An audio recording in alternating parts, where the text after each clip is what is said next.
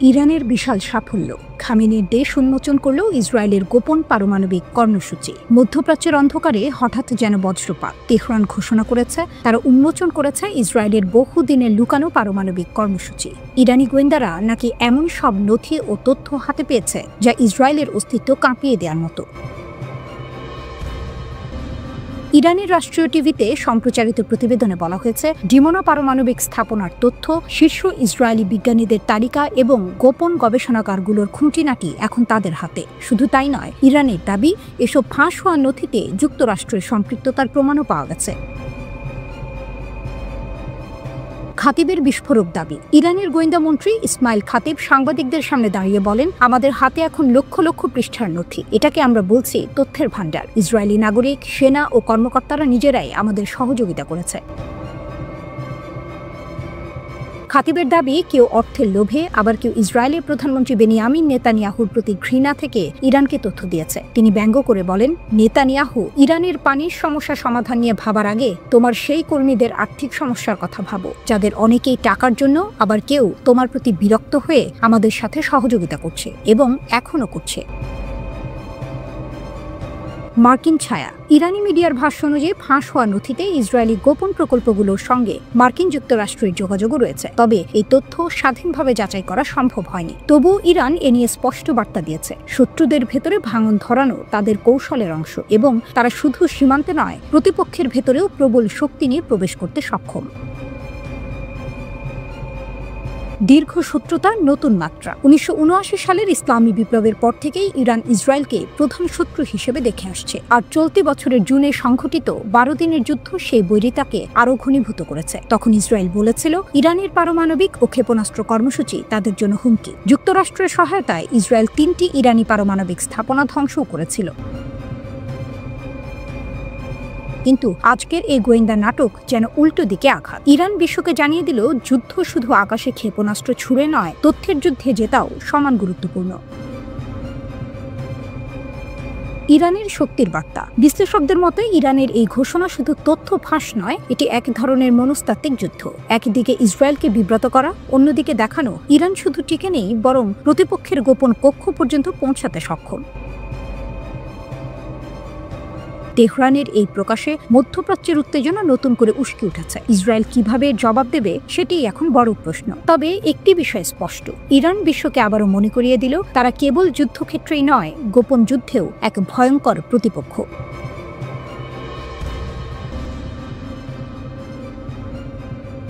খোররামশাহের 8 বছর, আঞ্চলিক প্রতিরক্ষা থেকে বৈশ্বিক শক্তি হওয়ার পথে ইরান। 8 বছর আগে 23 সেপ্টেম্বর 2017 তেহরানের আকাশে গর্জে উঠেছিল এক নতুন শক্তি। খোররামশাহর ব্যালিস্টিক ক্ষেপণাস্ত্রের সফল পরীক্ষা শুধু একটি অস্ত্রের জন্মই ছিল না, এটি ছিল ইরানের প্রতিরক্ষা কৌশলে এক নতুন অধ্যায়ের সূচনা। খোররামশাহ নামটি এসেছে দক্ষিণ পশ্চিম ইরানের সেই শহর থেকে, যা 1980-এর যুদ্ধের প্রতিরোধের প্রতীক হয়ে দাঁড়িয়েছিল। ক্ষেপণাস্ত্রটির উত্থানও সেই প্রতিরোধের ধারাবাহিকতা। প্রথম সংস্করণে ক্ষেপণাস্ত্রটির দৈর্ঘ্য ছিল প্রায় 13 মিটার, ওজন 20 টন। এক ধাপের তরল জ্বালানি চালিত এই ক্ষেপণাস্ত্র পৌঁছাতে পারত 2000 কিলোমিটার দূরে, অর্থাৎ গোটা অঞ্চলের গুরুত্বপূর্ণ লক্ষ্য একেবারেই এর আওতায়। এর বিশেষত্ব ছিল নকশায়। পুরনো শাহাব 3 এর মতো পেছনে বড় স্ট্যাবিলাইজিং ফেন ছিল না, বদলে ব্যবহার করা হয়েছিল থার্স্ট ভেক্টর কন্ট্রোল প্রযুক্তি। এতে ওজন কমেছে, রাডারে ধরা পড়ার ঝুঁকি কমেছে, আর বহন করা সহজ হয়েছে। ভয়ঙ্কর ক্ষমতা। খোররামশাহ বহন করতে পারে সর্বোচ্চ 1800 কেজি ওয়ারহেড। উচ্চ বিস্ফোরক, ক্লাস্টার বোমা কিংবা বহু মাথা ওয়ারহেড সবই এর নাগালের মধ্যে। বায়ুমণ্ডলের বাইরে গিয়ে এটি ছুটে চলে ম্যাক 15 গতিতে। পুনঃপ্রবেশের সময় সহ্য করে ভয়াবহ তাপ, তবুও আঘাত করে নির্ভুলভাবে। খোররামশাহ 2 সীমা ভাঙা। 2019 সালে আসে দ্বিতীয় সংস্করণ। এটি ছিল হালকা রি-এন্ট্রি ভেহিকল, ফলে আগের চেয়ে অনেক দূরে ছোড়া সম্ভব হলো। 2000 কিলোমিটার থেকে 3000 কিলোমিটার। নতুন সীমা স্পর্শ করল ইরান। শুধু তাই নয়, নির্দেশনা ব্যবস্থায় এলো উন্নতি, যা নির্ভুলতাকে আরও বাড়িয়ে দিল।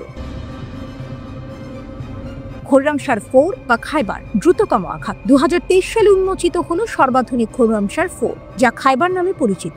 এর ওয়ারহেড কিছুটা কম, 1500 কেজি, কিন্তু এতে যুক্ত হলো মারাত্মক বৈশিষ্ট্য। লঞ্চ প্রস্তুতি মাত্র 15 মিনিটে। হাইপারগলিক জ্বালানি ব্যবহারে জ্বালানি ভরার ঝামেলা নেই, ফলে শত্রু টের পাওয়ার আগেই ক্ষেপণাস্ত্র আকাশে। প্রতিরক্ষা ব্যবস্থার কাছে সময় নেই প্রতিক্রিয়া জানানোর। এর নির্ভুলতাও ভয়ঙ্কর। 2000 কিলোমিটার দূরে লক্ষ্যবস্তুতে 30 কিলোমিটারের ভেতরে আঘাত। পুনঃপ্রবেশের সময় বাইরের সেন্সর বন্ধ হয়ে যায়, তাই শত্রুর ইলেকট্রনিক জ্যামিং ব্যর্থ হয়। খাইবার ক্ষেপণাস্ত্র বহন করতে পারে NIRV প্রযুক্তি, অর্থাৎ একটি ক্ষেপণাস্ত্র ছুটে গিয়ে আলাদা আলাদা ওয়ারহেড ফেলতে পারে ভিন্ন ভিন্ন লক্ষ্যবস্তুতে। শত্রুর প্রতিরক্ষা ব্যবস্থা ভেঙে পড়বে একাধিক আঘাতে। বলা হয় এটি একসাথে 80টি লক্ষ্যবস্তুতে আঘাত হানতে সক্ষম। খোর্রামশার 5 বৈশ্বিক শক্তির পথে। ইরান এখনো আনুষ্ঠানিকভাবে ঘোষণা দেয়নি, তবে ধারণা বাড়ছে খোর্রামশার 5 হতে পারে একটি পূর্ণাঙ্গ আন্তঃমহাদেশীয় ব্যালিস্টিক ক্ষেপণাস্ত্র ICBM। এর পরিসর হতে পারে 12,000 কিলোমিটার, গতি ম্যাক 16, ওয়ারহেড বহন ক্ষমতা 2 টন। ইরানের স্যাটেলাইট উৎক্ষেপণ প্রকল্প সিমর্গো সরুশ প্রমাণ করে বহু ধাপের রকেট প্রযুক্তি তারা আয়ত্ত করছে। সঙ্গে যোগ হয়েছে হাইপারসনিক ফাত্তা ক্ষেপণাস্ত্রের অভিজ্ঞতা। এই সবই তৈরি করছে ICBM এর পথ। ইরান বারবার বলেছে তাদের ক্ষেপণাস্ত্রের সীমা 2000 কিলোমিটার, কিন্তু প্রযুক্তিগত অগ্রগতি এখন বৈশ্বিক শক্তিকে ভাবাচ্ছে। যদি খোর্রামশার 5 বাস্তব হয়, তবে ইরান শুধু আঞ্চলিক নয়, বৈশ্বিক শক্তি হিসেবে দাঁড়িয়ে যাবে। খোর্রামশাহরের যাত্রা 8 বছরে প্রমাণ করেছে ইরান ধাপে ধাপে নিখুঁতভাবে এগোচ্ছে। গতি, পাল্লা, নির্ভুলতা, ওয়ারহেড সব ক্ষেত্রেই উন্নত। প্রতিরোধ থেকে প্রতিরক্ষা, আর প্রতিরক্ষা থেকে এখন বৈশ্বিক প্রতিরোধের পথে। খোর্রামশার আজ শুধু একটি ক্ষেপণাস্ত্র নয়, এটি ইরানের প্রযুক্তি, অধ্যবসায় ও শক্তি। রাতের আকাশ অন্ধকার। মরুভূমির বুকে হঠাৎ আগুনের রেখা ছুটে গেল। ধোঁয়ার লেজ আকাশ ভেদ করে উঠল। উত্তর থেকে মধ্য ইরান পর্যন্ত দেখা গেল সেই আলোর মহাযাত্রা। মুহূর্তেই ভাইরাল হলো ভিডিও। সারা দুনিয়া শিহরিত। ইরান, অতল সাহসের দেশ, ঘোষণা করল তাদের হাতে এখন আন্তঃমহাদেশীয় ব্যালিস্টিক ক্ষেপণাস্ত্র। এটি শুধু ক্ষেপণাস্ত্র নয়, এটি একটি বার্তা, এটি এক সতর্কতা। যারা মনে করেছিল ইরানকে থামানো গেছে, তাদের উদ্দেশ্যে যেন অগ্নি স্মৃতি পাঠালো তেহরান। ইরানি সংসদ সদস্য মোহসেন জাঙ্গানে বললেন, ঈশ্বরের কৃপায় আমরা হাল ছাড়িনি। আমাদের উপর বোমা পড়েছে, পারমাণবিক স্থাপনায় হামলা হয়েছে, তবুও আমরা সমৃদ্ধি ছাড়িনি। ইউরেনিয়াম তুলে নিয়ে শত্রুর হাতে। আর গত রাতেই আমরা দেশের সবচেয়ে উন্নত ক্ষেপণাস্ত্রের পরীক্ষা চালালাম, সফল পরীক্ষা। এর মানে এই অবস্থাতেও আমাদের হাতে আন্তঃমহাদেশীয় ক্ষেপণাস্ত্র আছে। শব্দগুলো ছিল বিদ্যুতের মতো। প্রতিটি বাক্য যেন দুনিয়াকে কাঁপিয়ে দিল। তেহরানের আকাশে গর্জে উঠল ব্যালিস্টিক ক্ষেপণাস্ত্র। ইরানি গণমাধ্যম জানালো সেমনান ঘাঁটি থেকে IRGC এটি উৎক্ষেপণ করেছে। মরুভূমির আকাশ আলোকিত হলো, আর সারা দুনিয়া বুঝল ইরান শুধু প্রতিরক্ষা করছে না, নিজের ভবিষ্যৎ সুরক্ষিত করছে। কয়েক মাস আগে ইসরায়েলের সঙ্গে 12 দিনের রক্তক্ষয়ী যুদ্ধ লড়েছিল ইরান। শেষে মার্কিন প্রেসিডেন্ট ডোনাল্ড ট্রাম্প নিজ হাতে থামালেন যুদ্ধ। ইরানের 3টি পারমাণবিক স্থাপনায় বোমা মেরে ভেবেছিলেন তেহরান মাথানত করবে, কিন্তু ভুল করেছিলেন। ইরান মাথানত করেনি, বরং মাথা উঁচু করে এবার আকাশে ছুড়ল ইন্টারকন্টিনেন্টাল ক্ষেপণাস্ত্র। মার্কিন চাপ, ইরানের অস্বীকার। ওয়াশিংটন চাইছিল ইরান যেন ক্ষেপণাস্ত্র কর্মসূচি সীমিত করে, কিন্তু তেহরান সাফ জানিয়ে দিল তারা কোনো শর্তে নয়, নিজেদের নিরাপত্তার অধিকারেই লড়বে। ইরানের পররাষ্ট্র মন্ত্রণালয় বলেছে, আমাদের ভূখণ্ড রক্ষা করতে আমেরিকা বা ইসরায়েলের অনুমতির দরকার নেই। জাতিসংঘ ইরানের উপর থেকে নিষেধাজ্ঞা তুলতে অস্বীকার করেছে। 28 সেপ্টেম্বর থেকে ফের স্ন্যাপব্যাক নিষেধাজ্ঞা কার্যকর হওয়ার আশঙ্কা। যুক্তরাজ্য, ফ্রান্স, জার্মানি সবাই অভিযোগ তুলছে ইরান নাকি অতিরিক্ত ইউরেনিয়াম মজুত করেছে, কিন্তু তেহরান জবাব দিয়েছে তারা চুক্তি ভাঙেনি, বরং পশ্চিমারা রাজনৈতিক ষড়যন্ত্র করছে। ইরানের নতুন প্রেসিডেন্ট মাসুদ পেজেশকিয়ান অঙ্গীকার করেছেন ইরান আন্তর্জাতিক নিষেধাজ্ঞা মোকাবিলা করবে আর যে কোনো বিদেশি আক্রমণের জবাব দেবে। এ যেন রণক্ষেত্রের নতুন অধ্যায়। যুক্তরাষ্ট্র ভেবেছিল পারমাণবিক স্থাপনায় আঘাত করে ইরানের সাহস ভেঙে দেবে, কিন্তু ইরান আকাশের বুক চিরে প্রমাণ করল তাদের সাহস ক্ষেপণাস্ত্রের মতোই বহু দূর পৌঁছাতে পারে। এবার দুনিয়ার প্রশ্ন, এই ক্ষেপণাস্ত্রের ধোঁয়ার লেজ কি কেবল পরীক্ষা, নাকি ইসরায়েল আর আমেরিকার উদ্দেশ্যে এক গর্জনময় সতর্কবার্তা? উত্তর লুকিয়ে আছে ইরানের শক্তি, অদম্য সাহস আর আকাশমুখী আগুনের রেখায়।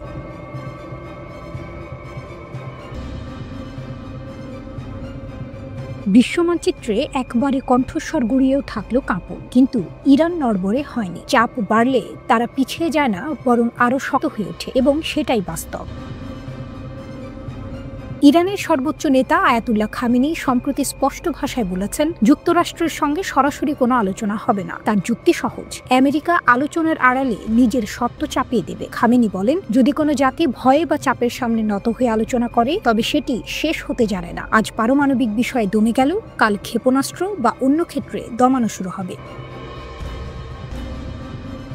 এই অবস্থান এসেছে এমন এক সময়ে যখন আন্তর্জাতিক পরিমণ্ডলে ইরানের পারমাণবিক কর্মসূচিকে ঘিরে উত্তেজনা বাড়ছে। জাতিসংঘ নিরাপত্তা পরিষদে 19 সেপ্টেম্বর যে প্রস্তাব পাশ হয়েছে, তাতে ইরানের ওপর অর্থনৈতিক নিষেধাজ্ঞা পুনর্বহালের সম্ভাবনা খোলা রাখা হয়েছে। যদি কয়েকদিনের মধ্যে কোনো বড় চুক্তি না হয়, তাহলে 28 সেপ্টেম্বর থেকে ইউরোপীয় নিষেধাজ্ঞাগুলো পুনরায় চালু হতে পারে, যেগুলো 2015 সালের ঐতিহাসিক চুক্তির আওতায় প্রত্যাহার করা হয়েছিল।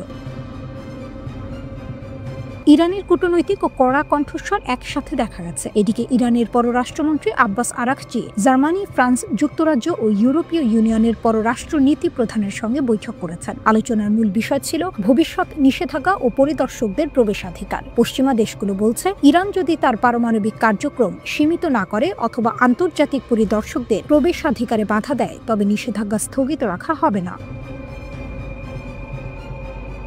তথ্যগুলো যতই কড়া হোক না কেন, খামেনির বক্তব্যে স্পষ্ট আত্মবিশ্বাস আছে। তিনি বারবার জোর দিয়ে বলেছেন, ইরান কোনো একান্ত হুমকির সামনে নামে নত হবে না। তার ভাষায়, একবার দুর্বলতা দেখালে সেটা আর থামবে না, তাই শক্তভাবে দাঁড়াতে হবে। এই কটূক্তি কেবল কণ্ঠস্বর নয়, এটি নির্দেশ করে যে ইরান এখন কূটনীতি ও আত্মনির্ভরতা দুটোতেই জোর দিচ্ছে। এদিকে ইরানের পার্লামেন্টের অভ্যন্তরেও কঠোর সুর শোনা যায়। ইরানের এক এমপির নেতৃত্বে 70 জন সংসদ সদস্য একটি চিঠিতে দ্রুত পরমাণু অস্ত্র তৈরির দাবি তুলেছেন। এই দাবি ইঙ্গিত দেয় যে কট্টরপন্থী অংশগুলো শক্তি বাড়ানোর পক্ষে, এবং তারা মনে করে পারমাণবিক সমৃদ্ধকরণই দেশের নিরাপত্তাকে নিশ্চিত করবে। পশ্চিমা চাপ ও নিষেধাজ্ঞার হুমকি পরিণতিকে একদিকে কাঁপিয়ে তুলছে, কিন্তু অন্যদিকে সে চাপ ইরানের মধ্যে প্রতিরোধ শক্তিকে আরও চেপে ধরছে। অর্থাৎ নিষেধাজ্ঞা আর কূটনৈতিক চাপের মিশ্রণ ইরানকে নরম করার বদলে তার আত্মবিশ্বাস বাড়াচ্ছে, এবং রাজনৈতিক মঞ্চে কড়া পক্ষগুলোর কণ্ঠস্বর জোরালো করছে। খামেনির বক্তব্য বলছে, তারা আলোচনার নামে ওপর থেকে নির্দেশ মেনে নেবে না, বরং নিজেদের শর্তে, নিজেদের মর্যাদায় দাঁড়াবে। বৈশ্বিক চাপের সামনে ইরান চুপ করেনি, সে প্রতিরোধ গড়ে তোলে। যুক্তরাষ্ট্র আলোচনার দরজা খুলে দিলেও খামেনি সে দরজা থেকে সরাসরি ঢোকাটা প্রত্যাখ্যান করেছেন। যারা মনে করেন চাপ বাড়লে ইরান নত হবে, তাদের সামনে এখনই সবচেয়ে বড় বিপরীত ফল ঝুঁকি নিয়ে দাঁড়িয়ে আছে। ইরান তার শক্তি বাড়িয়ে প্রতিবাদ করছে।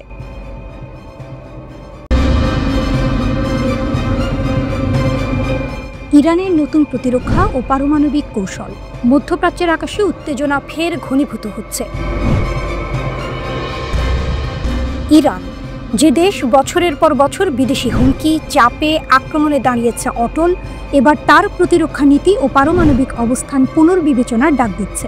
ইরানের 70 জন সংসদ সদস্য সুপ্রিম ন্যাশনাল সিকিউরিটি কাউন্সিল, আইনসভা, নির্বাহী ও বিচার বিভাগীয় শাখার প্রধানদের উদ্দেশ্যে চিঠি পাঠালেন। চিঠিতে বলা হয়েছে, দেশের প্রতিরক্ষা মতবাদ ও পারমাণবিক অবস্থান আবার মূল্যায়ন করা প্রয়োজন। এটি এমন এক সময় এসেছে যখন ইরানের পারমাণবিক কর্মসূচি শান্তিপূর্ণ বলেও বিশ্বের কাছে বারবার বলেছে দেশটি, কিন্তু বাস্তবতা বলছে পশ্চিমা শক্তি ও ইসরায়েল সরাসরি হুমকি দিচ্ছে। জুনে ইসরায়েল মার্কিন সাহায্যে ইরানের ক্ষেপণাস্ত্র এবং পারমাণবিক স্থাপনাগুলোর উপর আক্রমণ চালায়। ফোর্ডো সহ 3টি স্থাপনায় হামলা, যা আন্তর্জাতিক আইন ও এনপিটি চুক্তি লঙ্ঘন করে ইরানকে কঠোর অবস্থান নেয়ার পথে ঠেলে দেয়। ইরানের প্রতিরক্ষা মতবাদে স্পষ্টভাবে বলা আছে, পারমাণবিক অস্ত্র তৈরি বা ব্যবহার করা যাবে না। এটি সুপ্রিম লিডার সাইয়েদ আলী খামেনির ফতোয়ার উপর ভিত্তি করে তৈরি। কিন্তু আইন প্রণেতারা মনে করেন, এই মতবাদ শুধু নীতি নয়, এটি জাতির আত্মমর্যাদা, শক্তি ও প্রতিরোধের প্রতীক। যখন আন্তর্জাতিক সম্প্রদায় নিষেধাজ্ঞার পুনর্বহাল নিয়ে চাপ সৃষ্টি করছে, ইরান তা মোকাবিলায় প্রস্তুত। ইরানের সর্বোচ্চ জাতীয় নিরাপত্তা পরিষদ ঘোষণা দিল, আন্তর্জাতিক আণবিক শক্তি সংস্থা IAEA এর সঙ্গে সহযোগিতা স্থগিত করা হচ্ছে। তারা বলেছে, ইউরোপীয় 3টি দেশের রাজনৈতিক উদ্দেশ্য প্রণোদিত পদক্ষেপ এবং চাপের কারণে এই সিদ্ধান্ত নেওয়া হলো। এখানে শক্তির চিহ্ন স্পষ্ট, ইরান আর চুপচাপ প্রতিরোধ করবে না। আইন প্রণেতারা সতর্ক করে বলেছেন, চাপের যে কোনো প্রচেষ্টা দেশের জন্য পূর্বের চেয়ে কঠোর ও আরও সিদ্ধান্তমূলক প্রতিক্রিয়া ডেকে আনবে। ইরান জানিয়েছে, তারা যে নতুন চাপে মোকাবিলা করতে সক্ষম তা দেশকে পিছনে টানে না, বরং তাদের প্রতিরক্ষা ও শক্তি আরও দৃঢ় করে।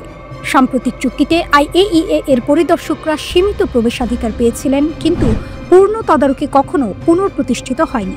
এ থেকে স্পষ্ট, ইরান নিজের পারমাণবিক কর্মসূচি ও প্রতিরক্ষা নীতি নিয়ে স্বাধীনভাবে চলবে। ইরান আজ বলছে, আমাদের শান্তিপূর্ণ পারমাণবিক কর্মসূচি কেউ বন্ধ করতে পারবে না। আমাদের শক্তি, আমাদের প্রতিরক্ষা নীতি, আমাদের জাতীয় গর্ব সবই অটুট। আপনি চাপ দিতেই পারেন, কিন্তু আমরা আত্মসম্মান এবং নিরাপত্তার জন্য শক্ত অবস্থানে থাকব। এ যেন মধ্যপ্রাচ্যের এক নতুন অধ্যায়, যেখানে ইরান ইতিহাসের মতো প্রতিরোধের শক্তি দেখাচ্ছে। শত্রু যতই হুমকি দিক, জাতি অটল থাকবে।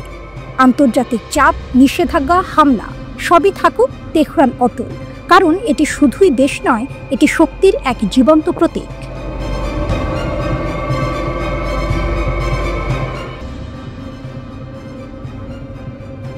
বিশ্বে কে কোন দেশকে পারমাণবিক শক্তি দিয়েছে? নিউক্লিয়ার অস্ত্র, যা একদিন পৃথিবীকে শেষ করে দেওয়ার ক্ষমতা রাখে, তার ইতিহাস শুরু হয়েছিল এক অন্ধকার মুহূর্ত থেকে। 1945 সালে প্রথমবারের মতো পরমাণু বোমা ফেলা হয়েছিল জাপানের হিরোশিমা ও নাগাসাকিতে। তখন থেকেই বিশ্বে পারমাণবিক অস্ত্রের অস্তিত্ব শুরু। কিন্তু প্রশ্ন হলো, কিভাবে এই শক্তি বিশ্বের হাতে পৌঁছলো? যুক্তরাষ্ট্র প্রথম পারমাণবিক শক্তি। 1939 সালে আলবার্ট আইনস্টাইন একটি চিঠি সই করে প্রেসিডেন্ট রুজভেল্টের কাছে পাঠিয়েছিলেন। এই চিঠির উদ্দেশ্য ছিল জার্মানির পারমাণবিক গবেষণা থেমে না যাওয়া। সে সময়ে যুক্তরাষ্ট্র এই গোপন গবেষণায় যোগ দেয় এবং 1945 সালে প্রথম পারমাণবিক বোমা পরীক্ষা করা হয় নিউ মেক্সিকোর মরুভূমিতে। 3 সপ্তাহ পর যুক্তরাষ্ট্র 2টি পারমাণবিক বোমা ফেলে জাপানে। হাজার হাজার মানুষের মৃত্যু, হাজারো পরিবার নিঃস্ব। এই ছিল পারমাণবিক শক্তির প্রথম দৃশ্য। সোভিয়েত ইউনিয়ন দ্বিতীয় শক্তি। যুক্তরাষ্ট্রের এই শক্তি দেখে রাশিয়া চুপ ছিল না। 1949 সালে সোভিয়েত ইউনিয়ন প্রথম পারমাণবিক বোমা পরীক্ষা করে। এভাবে শুরু হলো পারমাণবিক অস্ত্রের এক অবিশ্বাস্য প্রতিযোগিতা। সোভিয়েতদের জন্য এটি শুধু অস্ত্র নয়, আন্তর্জাতিক শক্তি প্রতিষ্ঠার মাধ্যম হয়ে দাঁড়ায়। তারা জানিয়ে দেয় যে পারমাণবিক শক্তি শুধু যুক্তরাষ্ট্রের হাতে সীমাবদ্ধ থাকবে না। ব্রিটেন, ফ্রান্স ও চীন নিজের অস্ত্র নিজে। 1952 সালে যুক্তরাজ্য প্রথম পারমাণবিক বোমা পরীক্ষা করে। এরপর ফ্রান্স এবং চীনও তাদের পরমাণু অস্ত্র প্রোগ্রাম চালু করে। 1960 সালে ফ্রান্স একটি শক্তিশালী পারমাণবিক বিস্ফোরণ ঘটায় এবং চীনও 1964 সালে তাদের প্রথম পারমাণবিক বোমা পরীক্ষা করে। তবে পারমাণবিক অস্ত্রের এই উন্মোচন শুধুমাত্র একটি ভয়ের বার্তা দেয়নি, এটি ছিল বিশ্ব রাজনীতিতে নিজেদের শক্তি প্রদর্শনের পথ। ভারত ও পাকিস্তান উপমহাদেশে পারমাণবিক শক্তি। ভারত 1974 সালে প্রথম পারমাণবিক পরীক্ষা চালায়, যা বিশ্বে তোলপাড় ফেলে দেয়। এরপর পাকিস্তানও তাদের শক্তি নিশ্চিত করতে 1998 সালে প্রথম পারমাণবিক পরীক্ষা করে। এই দুটি দেশ পারমাণবিক শক্তির মালিক হতে চেয়েছিল, শুধুমাত্র প্রতিরক্ষা হিসেবে নয়, বরং নিজেদের দেশীয় ক্ষমতা প্রতিষ্ঠা করতেও।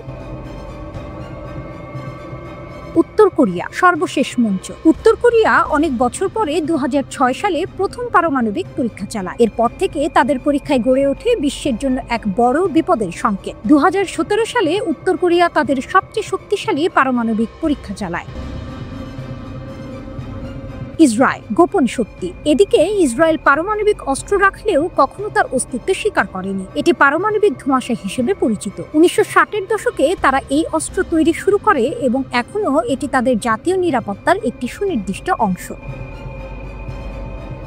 এখন বিশ্বে মোট 9টি দেশ পারমাণবিক অস্ত্র রাখে। যুক্তরাষ্ট্র, রাশিয়া, চীন, যুক্তরাজ্য, ফ্রান্স, ভারত, পাকিস্তান, উত্তর কোরিয়া এবং ইসরায়েল। কিন্তু এই অস্ত্রের মালিকানায় সামনের দিকে যে দেশগুলো চলে আসতে পারে তা নিয়ে সবাই সন্দেহ করছে। ইরান, সৌদি আরব, দক্ষিণ কোরিয়া, জাপান এই দেশগুলো পারমাণবিক অস্ত্র তৈরির দিকে পা বাড়াতে পারে যদি পরিস্থিতি বদলায়।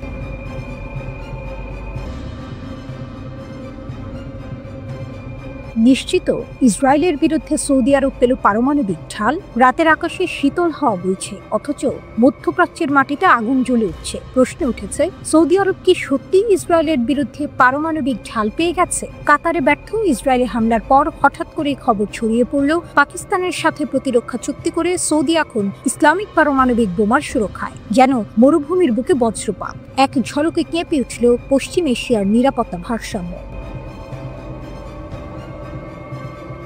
মার্কিন যুক্তরাষ্ট্রের বিশ্বাসঘাতকতা, আরবদের রোষ। কাতার ওয়াশিংটনের সবচেয়ে বিশ্বস্ত মিত্র, মার্কিন ঘাঁটি আছে সেখানে, অথচ সে দেশেই ইসরায়েলি ক্ষেপণাস্ত্র হামলার অনুমতি দিল যুক্তরাষ্ট্র। হামাসের শীর্ষ নেতৃত্বকে টার্গেট করে চালানো সেই হামলা ব্যর্থ হলেও গালফ রাষ্ট্রগুলো যেন বিদ্যুৎ আহত। কাতার খুশি উঠেছে, আরবদের চোখে মার্কিন যুক্তরাষ্ট্র এখন পিঠে ছুরিকাঘাত করা বন্ধু। আর ঠিক তখনই রিয়াদ এগিয়ে দিল নতুন এক চাল। পাকিস্তানের ঘোষণা, আমাদের ঢাল এখন সৌদির। ইসলামাবাদে প্রতিরক্ষামন্ত্রী খাজা মোহাম্মদ আসিফের ঘোষণা ইতিহাস অঙ্কিত হয়ে গেল। তার কণ্ঠে দৃঢ়তা, আমাদের পারমাণবিক শক্তি প্রতিষ্ঠিত হয়েছে বহু আগে, এখন আমাদের যুদ্ধ প্রস্তুত বাহিনী আছে, এই সক্ষমতা সৌদি আরবের সুরক্ষার জন্য ব্যবহার করা হবে। তার আরো স্পষ্ট কথা, আমরা কোনো দেশের নাম নিচ্ছি না, সৌদিও নিচ্ছে না, তবে চুক্তি বলছে যদি সে কোনো পক্ষের উপর আগ্রাসন হয় উভয় মিলে প্রতিরোধ গড়ে তুলবে, প্রতিক্রিয়া হবে যৌথ। এ যেন ছাতার মতো পারমাণবিক সুরক্ষা, এক ঢাল দুই শরীর। ইসরায়েলের জন্য কি সরাসরি হুঁশিয়ারি? বিশ্লেষকদের মতে এই ঘোষণার পেছনে সবচেয়ে বড় ইঙ্গিত ইসরায়েলের দিকে। এতদিন একমাত্র পরমাণু শক্তি হিসেবে তেল আবিব ছিল অঞ্চলের অপ্রতিদ্বন্দ্বী আতঙ্ক, এখন সেই মাটি কাঁপছে, কারণ রিয়াদ আর একা নয়, তার আকাশে ছড়িয়ে পড়ছে পাকিস্তানের পারমাণবিক ছায়া। ভারতের সাথে সৌদির ভারসাম্য এখানেই শেষ নয়। সৌদি একদিকে পাকিস্তানের পারমাণবিক ছাপা নিচ্ছে, অন্যদিকে ভারতের সাথেও শক্তিশালী বাণিজ্যিক সম্পর্ক বজায় রাখছে। চীনের পর ভারতই সৌদির দ্বিতীয় বৃহত্তম বাণিজ্য অংশীদার। এপ্রিলেই প্রধানমন্ত্রী নরেন্দ্র মোদী রিয়াদে সফরে এসে ক্রাউন প্রিন্স সালমানের সাথে বৈঠক করেছেন। এ যেন সূক্ষ্ম ভারসাম্যের খেলা, এক হাতে পাকিস্তানের শক্তি, অন্য হাতে ভারতের অর্থনীতি। মরুভূমির নতুন সমীকরণ, গালফে আস্থা ভেঙে পড়ছে, আমেরিকার প্রতিশ্রুতির উপর সন্দেহ বাড়ছে, আর সেই ফাঁক গলে সৌদি আরব নিজস্ব ঢাল তৈরি করছে। পারমাণবিক শক্তির নাম কখনো প্রকাশ্যে উচ্চারিত না হলেও ছায়ার মতো ভেসে উঠছে ইসলামিক বোমার প্রতিশ্রুতি। রিয়াদের আকাশে এক অদৃশ্য রেখা টানা হয়েছে, সেটি শুধু ইসরায়েলের দিকে নয়, বরং আমেরিকার প্রতিও এক সতর্কবার্তা। সৌদি বার্তা স্পষ্ট, আমরা আর নির্ভর করব না তোমাদের ভাঙা প্রতিশ্রুতির উপর, আমরা আমাদের টিকে থাকা ঢাল খুঁজে নিয়েছি।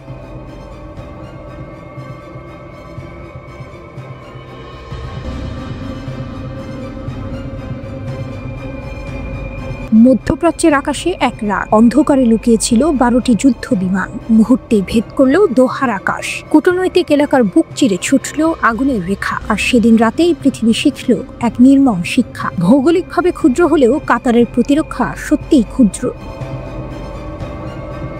হ্যাঁ, কাতার ছোট্ট একটি মানচিত্র, কিন্তু তার অস্ত্র ভান্ডার স্বপ্নের থেকেও বিশাল। আকাশ প্রতিরক্ষার মন্ত্রী সাজানো ফ্রান্সের মিস্টার মিসাইল, ব্রিটেনের রেপিয়ার, নরওয়ের নাসামস, আর দূরপাল্লার অভিভাবক আমেরিকার প্যাট্রিয়ট সিস্টেম, বিশ্বের সেরা প্রযুক্তির স্তর ভিত্তিক প্রতিরক্ষা, যা দেখে আঞ্চলিক শক্তি ইরানও দীর্ঘশ্বাস ফেলে। কাতার ছিল গর্বিত, ছিল আত্মবিশ্বাসী, আকাশের প্রতিটি কোণা নাকি তার নজরে।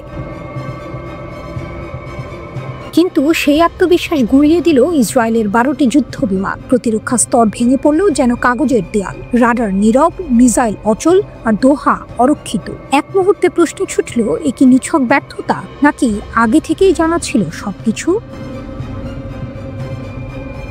নিরাপত্তা বিশ্লেষকরা বলছেন প্যাট্রিয়ট সিস্টেমই এই কাহিনীর ট্র্যাজেডি। আমেরিকার তৈরি, ইসরায়েলের বন্ধু। তাহলে কি কোডের ভিতরে লুকিয়ে ছিল বিশ্বাসঘাতকতা? ইসরায়েল কি সহজেই নিষ্ক্রিয় করে দিয়েছিল? কাতারের ঢাল অন্য এক ব্যাখ্যা। কাতারের প্রতিরক্ষা ছিল স্থাপনা ভিত্তিক, রক্ষিত ছিল বন্দর, বিমান ঘাঁটি, তেলকূপ, কিন্তু গোটা আকাশ সীমা, সেখানে রয়ে গেছে ফাঁক, আর সেই ফাঁক দিয়ে নেমে এসেছে বজ্রপাতের মতো ইসরায়েলি যুদ্ধ বিমান।